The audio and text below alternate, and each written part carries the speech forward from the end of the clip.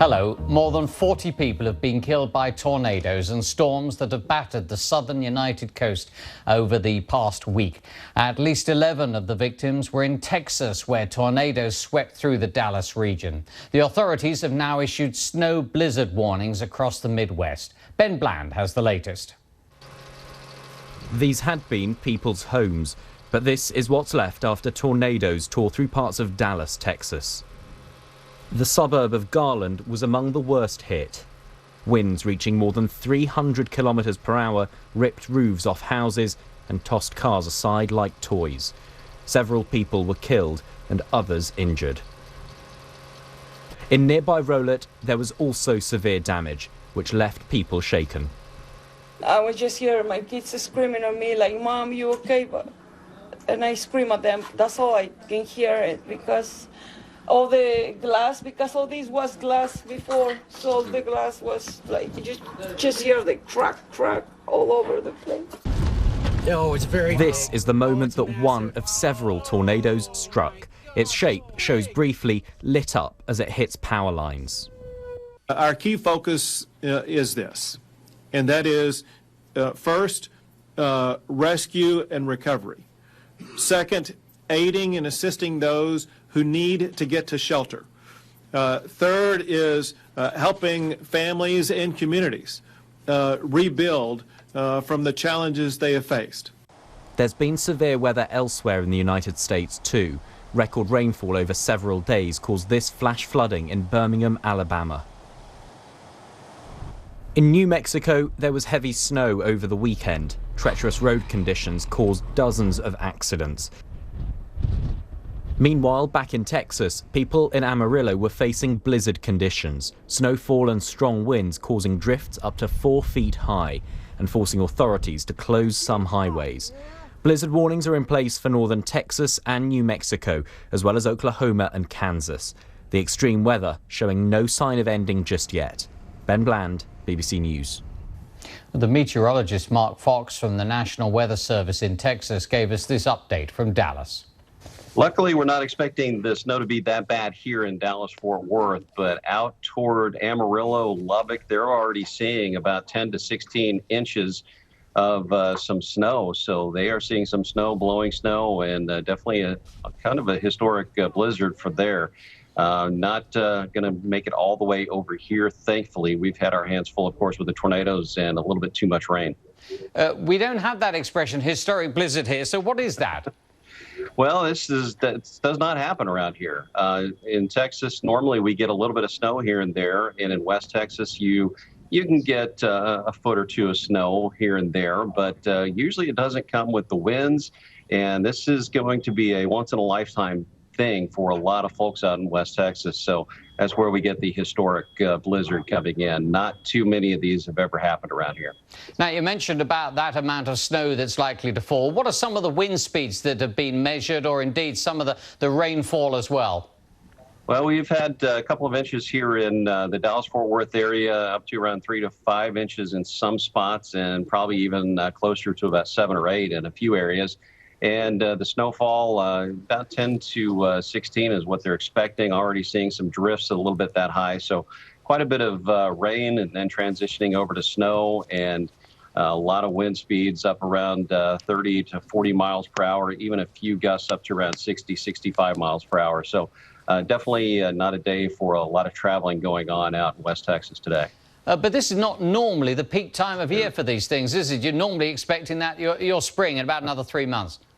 Yeah, the snow is more or less on schedule. We typically get a little bit more in January and February, but the spring-like weather that we've had here in North Texas, and including those pictures you showed just a little bit earlier, that normally comes around April, May, and June, not in December. Not unprecedented. We did have a December 26th storm back in 2009, but this is one that a lot of people are not going to forget either.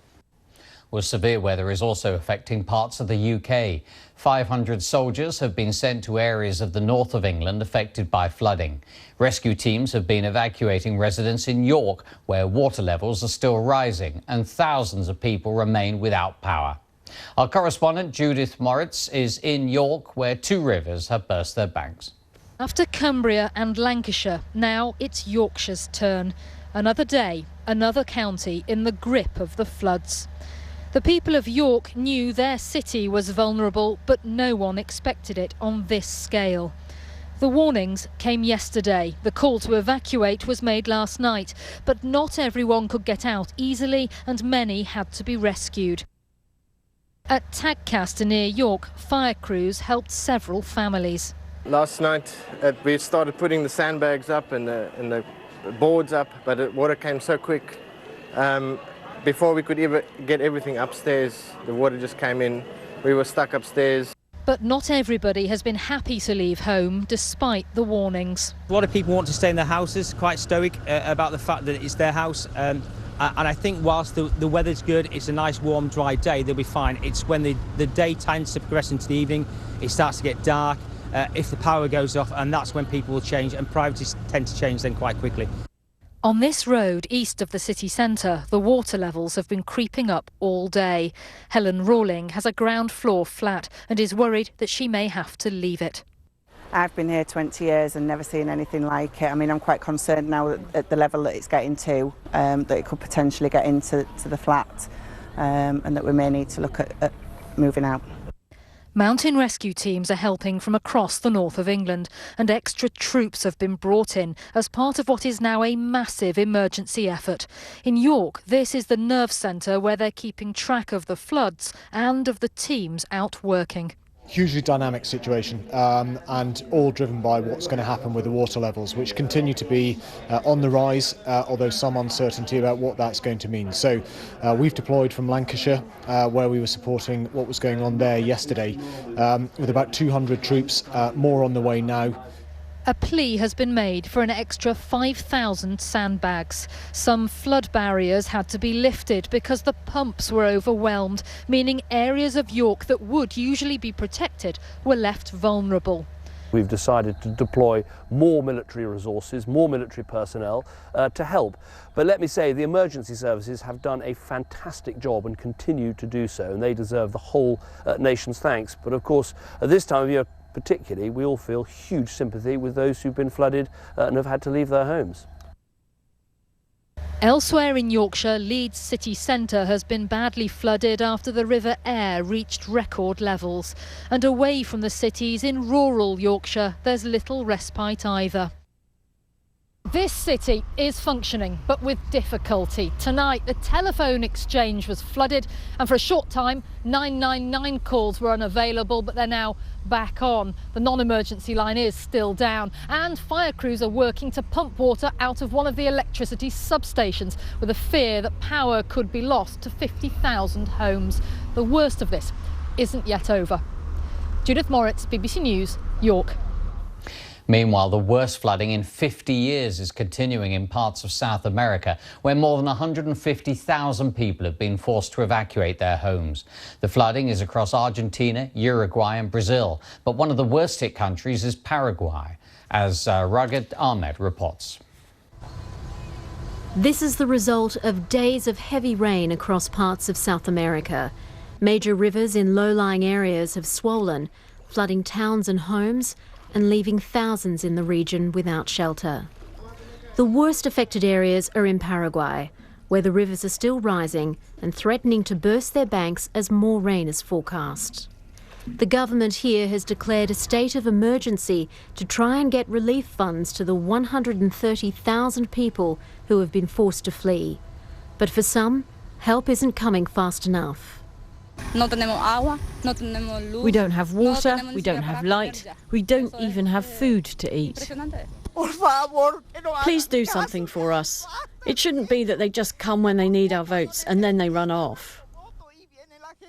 The heavy summer rains are being blamed on the El Niño phenomenon, and they've hit along the borders of Argentina, Paraguay, Brazil and Uruguay, forcing 3 major rivers to swell and flood vast areas. In northern Argentina, some 20,000 people have been evacuated and water levels are still rising. In Brazil, President Dilma Rousseff has been touring affected areas in the south, where thousands have been evacuated across 40 towns in the wake of the torrential rains. First, we have to rescue the people. Second is the rebuilding of the city and access to roads. And third is the project of moving these families away from flood risk areas. But before any rebuilding can begin, the rains need to stop and the water levels need to subside. Regid Ahmed, BBC News.